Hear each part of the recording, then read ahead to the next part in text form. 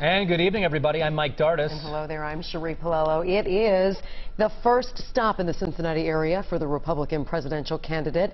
And for Dr. Ben Carson, it comes under a cloud of controversy about a comment he made right here on WLWT on Meet the Press on Sunday about a Muslim being elected president. WLWT News host John London is live for us in Sharonville tonight with our Commitment 2016 coverage. John. Well, taking a body blow to political correctness, Dr. Carson confronted the controversy head-on here at the Sharonville Convention Center about 6 hours ago, taking media to task for taking him out of context. If anything, to his supporters, Dr. Carson's even more beloved. 3 days into the dust-up about his wording.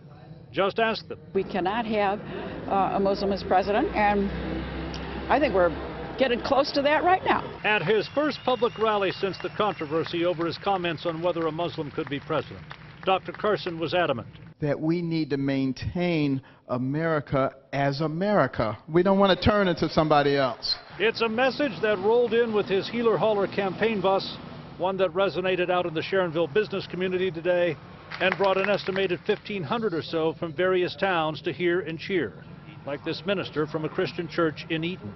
We like him. We think he's common sense. We think he cares about America. We think he cares about the values that America's built upon. Carson cuffed the media today for taking him out of context, for ignoring the rest of what he said in the Meet the Press interview. Did anybody pick up on that?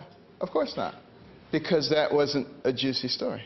So Carson reiterated today, as long as a candidate embraces American values and puts the Constitution above religious beliefs, he's fine with that. I think it was refreshing that he stuck to his guns on what he believed and that he didn't backpedal just to get the votes. He also ripped into PC culture, offered a one-word solution to Common Core, out, and when asked if he'd work to restore traditional marriage as the law of the land, You betcha. Absolutely. a parting wave from the Seventh-day Adventist, who says if we choose civil discussion over verbal hand grenades, we could solve a lot of our problems. This Carson campaign has a strong religious tone to it. He said while America is not a true theocracy, it does have a traditional Judeo-Christian base, and he warned about secular progressives who he says want Christians to denounce that faith.